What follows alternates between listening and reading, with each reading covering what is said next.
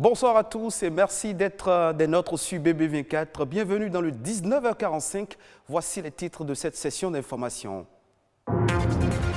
Hypertension artérielle, cette maladie est responsable de plus d'un tiers des accidents cardiovasculaires. En souffrir avant 40 ans est un grand risque. Un reportage sur la prévention dans un instant. Mode et tendance, les hommes sont fans d'une variété de coiffures proposées dans les salons pour rester toujours à la mode. Des coiffures pavois fantaisistes qui ont suscité une enquête de la rédaction. Enfin, on parlera de la littérature avec la parution de l'ouvrage « Tant de jeunes espèrent être aimés et beaucoup ne sont que mariés ». C'est un essai littéraire qui aborde les questions de mariage. Son auteur, Carmen Fifame Toudonou, nous en dira un peu plus dans une dizaine de minutes. On démarre cette session d'information par la santé pour parler hypertension. Elle est définie comme une tension artérielle supérieure à 140 sur 190 et est considérée comme grave si elle est supérieure à 180 sur 120. L'hypertension artérielle ne provoque souvent aucun symptôme. Avec le temps, si celle-ci n'est pas traitée, elle peut causer des problèmes de santé tels que les maladies du cœur et des accidents vasculaires cérébraux. Un régime alimentaire plus sain, la pratique régulière d'exercices sportifs et la prise de médicaments peuvent contribuer à baisser la tension artérielle. Comment se préserver de l'hypertension artérielle quand on est jeune? Élément de réponse dans ce reportage. J'ai découvert que j'avais l'hypertension à 21 ans. À l'image de cette jeune fille, de nombreux jeunes souffrent aujourd'hui de l'hypertension artérielle. La prévalence de cette pathologie chez les personnes âgées de moins de 40 ans est d'environ 15% au Bénin. L'hypertension est une affection qui peut survenir à tout âge. Il y a même des nouveau-nés qui naissent avec des malformations qui vont entraîner une élévation de la pression artérielle. Au-delà de 14,9 de pression artérielle, tout patient est déclaré hypertendu. Les habitudes alimentaires et le style de vie sont quelques facteurs qui peuvent provoquer l'hypertension chez les jeunes. L'alimentation va favoriser l'élévation de la pression artérielle. Ça, c'est une chose indéniable. Une alimentation anormalement riche en sel, en matières grasses et en sucre industriel va favoriser l'élévation de la pression artérielle et va favoriser également une augmentation importante du poids. La colère et le stress permanent sont quelques facteurs de risque sur lesquels on peut influer pour être à l'abri du mal. Darlene l'a compris bien plus tard. Les médecins ont relevé comme facteur principal la nervosité. Je me fâche pour des trucs banals. Je m'emporte vite au fait. Et j'ai tendance à ne pas vite oublier ce qu'on me fait. L'hypertension entraîne un vieillissement accéléré des organes. Le cerveau, le cœur et les reins sont les organes les plus touchés. Ce vieillissement multiplie les risques d'accidents vasculaires cérébraux, l'infarctus du myocarde, l'insuffisance cardiaque et rénale. Combattre cette maladie commence dans l'assiette. On peut agir sur son alimentation. On peut manger moins de glace, on peut boire moins d'alcool. En préparant ses repas à la maison, on peut utiliser moins de sel, on peut utiliser moins d'huile, on peut diminuer le nombre de sucreries ou bien de bière qu'on a à avaler. Ça, c'est la première chose. La deuxième chose, c'est qu'on peut faire plus d'exercice physique. Ce n'est pas seulement une fois le week-end qu'il faut faire du sport, il faut essayer d'en faire plus régulièrement, 3-4 fois par semaine. L'OMS recommande de faire une promenade à pied d'une demi-heure par jour. Si certains aliments sont susceptibles d'augmenter le risque d'hypertension chez les jeunes, il en existe d'autres qui peuvent les aider à s'en préserver. Pour quelqu'un qui veut prévenir, il doit commencer à augmenter sa consommation en fruits, en légumes. Un seul fruit ne peut pas contenir tous les nutriments ou bien tous les micronutriments dont l'hypertendu a besoin. Donc, le fait de diversifier nous favorise plus l'apport en tous les micronutriments dont on a besoin. Le patient déclaré hypertendu doit éviter le tabagisme, la sédentarité et le surpoids. L'hypertension artérielle est un tueur silencieux et invisible. De l'avis des spécialistes, il vaut mieux le prévenir que le guérir. Mode et tendance à présent, entre coiffure romantique ou glamour et carré chic, à chacun sa coiffure et au gré de ses envies. Tenez-vous tranquille, aujourd'hui, surtout en période des vacances, nombreux sont ces jeunes gens qui adoptent des styles de coiffure tendance, parfois même fantaisistes. Pour être à la mode, pour beaucoup, ces coiffures s'expliquent par les styles en vogue, mais pour d'autres, ce n'est pas loin d'une dépravation. Coiffure fantaisiste chez les hommes, look ou dépravation, c'est un reportage de Joseph Bonquet-Dautour. La tendance, la mode ou encore la recherche de la belle apparence, telles sont les raisons qui justifient les coiffures fantaisistes observées chez certains jeunes. C'est mon coiffeur qui l'a choisi pour moi et bon, je l'ai accepté parce que ça me rend plus beau. C'est juste la mode et puis on est aussi fatigué des anciennes coupes. Chaque époque, chaque génération, chaque temps avec ses coupes et ses modes. Donc je viens, j'explique juste ce que je veux au coiffeur et puis lui il exécute. Entre le spécialiste et le client s'installe alors un principe de respect du goût. Nous on est coiffeurs et notre métier c'est de répondre à ce que veut la clientèle.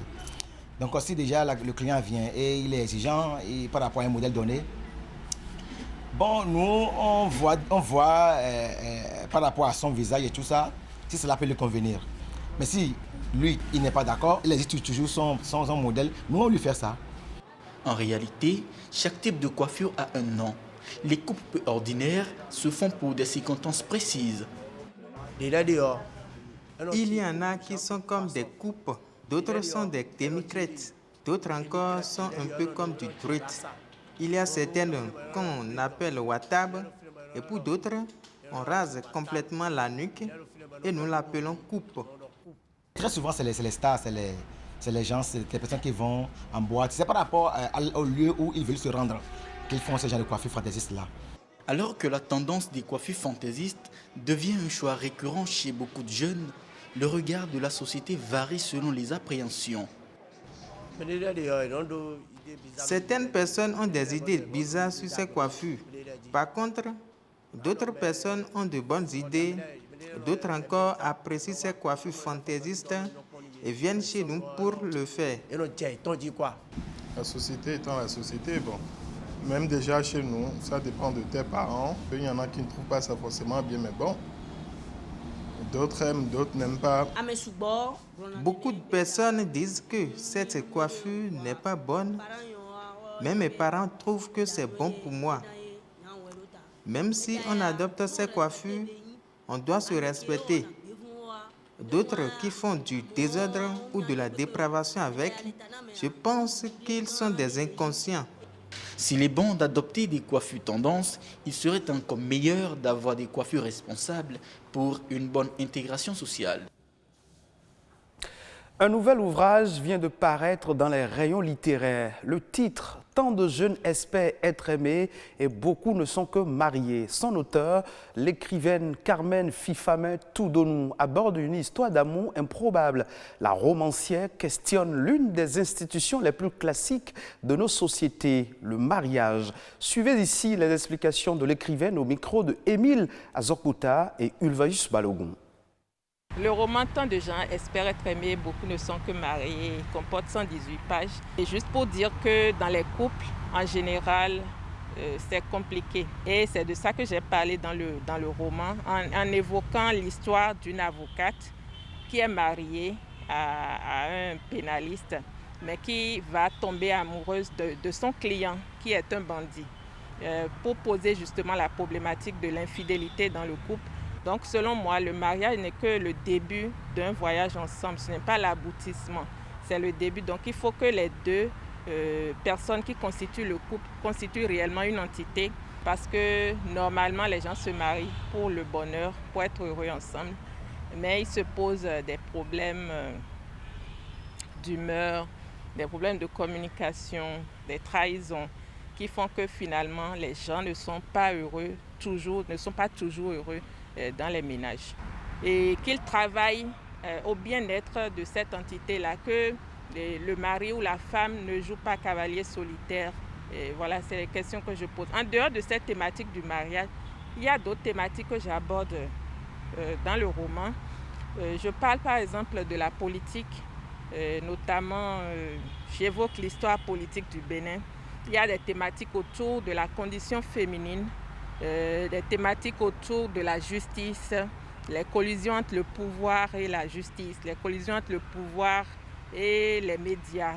Voilà des questions de ce genre-là. Autre sujet au plan national dans cette session d'information, Ulvaeus Balogun nous propose la compilation de quelques faits marquants de l'actualité nationale. C'est la nation en bref et en images.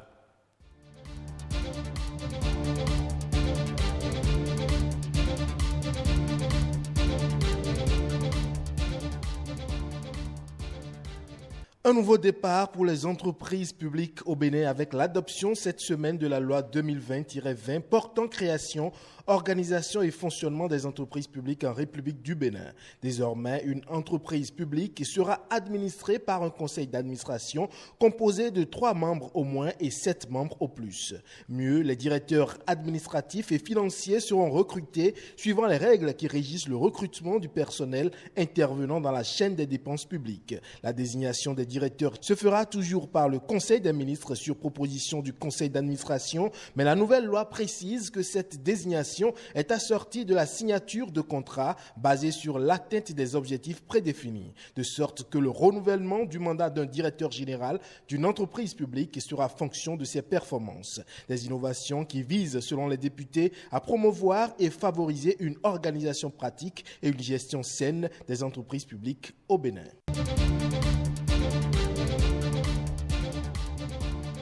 À partir du lundi 27 juillet 2020, tout gain au jeu de hasard sera frappé d'une retenue de 15% en contrepartie d'impôts. À en croire une note circulaire du directeur général de la Loterie nationale du Bénin, la somme remportée fera l'objet d'un prélèvement systématique de 15% avant paiement. Cette décision de la structure responsable des jeux de hasard en République du Bénin intervient conformément aux dispositions de la loi des finances en vigueur depuis 2017. Et enfin, la phase de répression dans la lutte contre l'utilisation des sachets plastiques démarre en octobre prochain. Selon le directeur de la gestion des pollutions et nuisances du ministère du Cadre de vie et du Développement, depuis environ 2 ans que cette loi a été adoptée, le gouvernement a pris du temps pour assurer la sensibilisation de tous les acteurs et ainsi accorder des facilités aux importateurs et producteurs de sachets avant de démarrer la répression. Une répression qui démarre conformément aux dispositions de la loi numéro 2017-39 du 26 décembre 2017 portant interdiction de la production, de l'exportation, de la commercialisation, de la détention, de la distribution et de l'utilisation des sachets plastiques non biodégradables en République du Bénin.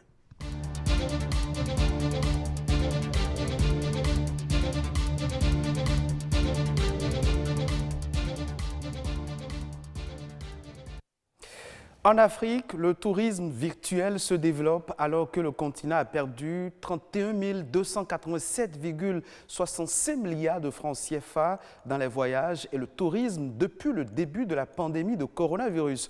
Pour relancer l'économie du secteur, plusieurs opérateurs de voyages africains innovent en fournissant aux touristes étrangers des visites virtuelles en vue de futurs voyages. L'Afrique du Sud, le Kenya, le Rwanda ou encore le Zimbabwe ont adopté le tourisme virtuel pour relancer l'industrie. Selon l'Union africaine, le tourisme et les voyages représentent près de 10% du produit intérieur brut du continent africain. En première ligne de la lutte contre le coronavirus, l'Institut Jenner de l'Université d'Oxford pourrait trouver le vaccin contre cette maladie d'ici décembre 2020. 50 000 personnes prennent part à ces essais dans les 6 prochaines semaines, a annoncé lundi son directeur. Ce vent d'optimisme qui souffle trouve son explication dans les premiers résultats des essais du vaccin développé par cette équipe, montrant qu'il produit une réponse immunitaire sur l'homme. Et ce sera tout pour cette session d'information. Merci de votre fidélité. Retrouvez ce journal sur le site de l'ORTB, www.ortb.bj.